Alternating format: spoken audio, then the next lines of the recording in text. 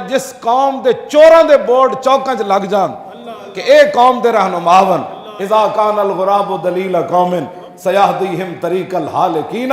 جد قوم دے ڈاکو تے چور قوم دے رہنما بن جان اور انہاں تے لوگ فخر کرن، انہاں دے لوگ نعرے لان، تو اس قوم نو کدوں اللہ ہدایت دے گا؟ اس قوم تے کدوں اللہ دی رحمت آئے گی جس ویلے ڈاکواں تے چوراں نو بھی لوگ قوم دے رہنما بنا جان، پھر پرچیاں پھر انہاں نو دین جنہاں ختم نبوت تو دن دہاڑے ڈاکا مارے ہوئے، ہاں جی انہاں نو پھر پرچیاں دین جڑے مندراں جا کے تے جناب مندراں دی جناب پوجا کرن تے کون نہیں یہ بھگوان تے رب ایک ہی چیز ہے، او بھگوان کہندے بھگوان تے بت دا نام ہے، او تے تراشیدہ بت ہے تے او تے خالق و مالک هو اللہ الذی لا الہ الا هو عالم الغیب والشہادۃ هو الرحمن الرحیم واللہ الذی لا الہ الا هو الملک القدوس السلام المومن المہیمن العزیز الجبار المتکبر سبحان اللہ عما یشرکون واللہ الخالق البارئ المصور له الاسماء الحسنى یسبح له ما فی السماوات والارض وهو العزیز الحکیم۔ جن کو اپنے خالق اور مالک کی اسماء الحسنہ کا بھی پتہ نہ ہو، اللہم انت ربی لا الہ الا انت خلقتنی، کیوں جی یا اللہ یا رحمان یا رحیم یا ملک یا قدوس یا سلام یا مومن یا العزیز الجبار المتکبر الخالق البارئ، یہ سارے 99 نام اس کے اسماء الحسنہ، وہ کہتا ہے بھگوان بھی وہی ہے تو رب بھی وہی ہے۔ حضرت عبداللہ بن زبیر جڑی گل کی تھی جی عن ہشام بن عروہ عن ابیہ، فرمایا اخر رسول اللہ صلی اللہ تعالی علیہ وسلم علی افادۃ من یوم عرفہ لاسامہ بن زید فجاء غلام افطس اسود، حضور نے اسامہ بن زید کے لیے، میں بات یہ کرنے لگا ہوں کہ ختم نبوت کے ڈاکو، اور ایک طرف یہ بات کہ حجۃ الوداع کے موقع پر حضور اسامہ بن زید عرض کی تھی حضور میں وضو کرنا ہے، میرے آقا نے 1,24,000 صحابہ نو روک دیتا، اس دوران فجاء غلام افطس اسود، اس دوران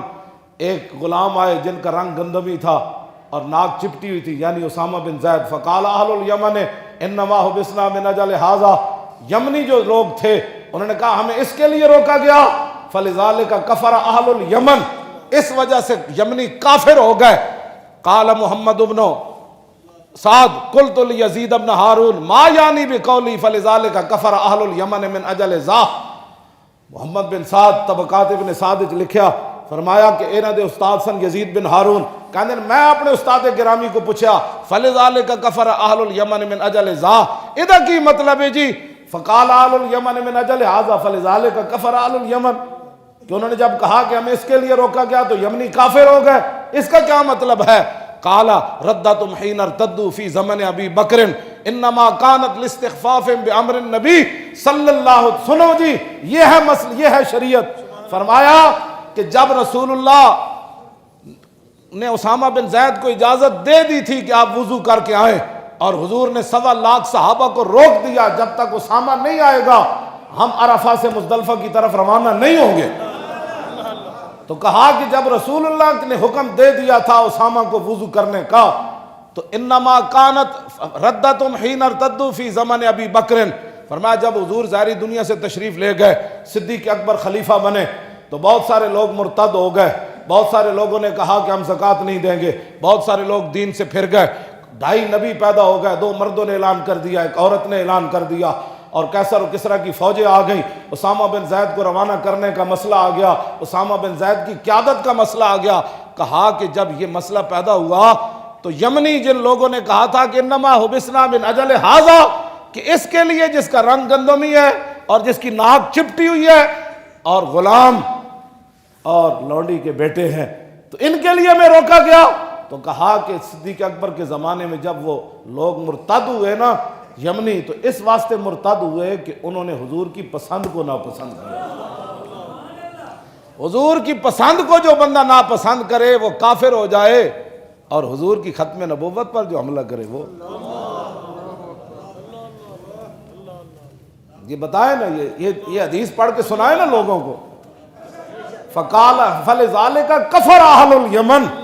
صرف حضور کی پسند کو ناپسند کیا، ہاں جی تو یمنی کافر ہو گئے۔ کیوں جی یہاں تو عبداللہ بن رواحہ تسی دسو تو حضور نے کی کیا، کیوں جی عبداللہ بن روا تسی دسو اے درباری شاعرن حضور نے کتنی باری انہاں نو دعا دیتی، کتنی باری انہاں کو نعتاں سنیاں، کتنی باری انہاں حضور دے دشمناں دا منہ بنیا. اور عمرہ قضا کے موقع پر تو حضور نے حضرت عمر کو روک دیا. جب حضرت عبداللہ بن روا نے دیکھا نا کہ پچھلے سال انہوں نے حضور کو عمرہ نہیں کرنے دیا، تو حضور کی اونٹنی کی نکیل پکڑی ہوئی حرم کعبہ میں داخل ہوئے تو دیکھا کہ حضور کے دشمن سامنے کھڑے ہیں، تو کہا خلو بن الکفار عن سبیلی الیوم نضربکم علی تنزیلی ضربا یزیل الہام عن مکیلی ویزل الخلیل عن خلیلی. ہٹ جاؤ اے کافر دیو پترو، حضور آ رہے ہیں، ہٹ جاؤ. ہٹ جاؤ اے کافر دیو پترو، حضور آ رہے ہیں. آج نے حضور دا راستہ روکیا، آج مڈو گردنہ کٹ کے رہ دیاں گے. آج یار نو یار دی خبر نہیں رہنی. ہٹ جاؤ، حضور آ رہے ہیں. حضور کے دشمنوں کو دیکھ کر جس کو اخلاقیات آ جائیں اس نے حضور کو کیا مانا. اور میں تو یہ اخلاقیات پڑھے کوئی نہیں نا کہ منکرین ختم نبوت نال پھر جفے تے حضور دی ختم نبوت تے حملہ کرنے والے نوں پھر پرچی. میں ایو جے اسلام پڑھیا کوئی نہیں، میں ایو جے عشق پڑھیا کوئی نہیں، میں واللہ کوئی نہیں پڑھیا. میں تو اے پڑھیا کہ جڑے سامنے کھڑے سن اللہ دا گھر سامنے رحمت للعالمین محبوب اونٹنی ہوتے ہون تے صحابی رسول کہنے ہٹ جاؤ حضور آ رہے. کیوں جی؟ اللہ دا گھر سامنے ہوئے تو فرمایا ہٹ جاؤ. آج اسی مڈو کر دیں یزل الخلیل عن خلیلی، آج مڈو کر دینا وٹ دیں گے، یار نو یار دی خبر نہیں رہنی. حضرت عمر فرمان لگے یا ابن رواحہ اور بین یدی رسول اللہ وفی حرم اللہ. اور فرمایا کیا کرتے ہو، تمہیں سمجھ نہیں ہے سامنے اللہ کا گھر ہے، اوپر رحمت للعالمین ہے، گردنیں کاٹنے کی بات کرتے ہو. تو میرے آقا نے فرمایا خلے عنہ عمر. فرمایا عمر عبداللہ بن رواحہ کا راستہ چھوڑ دے. فلا ہوا شد علیہم من وقع النبل. فرمایا عبداللہ بن رواحہ کے شیر وہ کام کر رہے ہیں جو تلوار اور تیر اور نیزے بھی کام نہیں کرتے. میری باتیں جو ہے نا وہ تلوار سے زیادہ ان کو گھائل کر جاتی ہیں.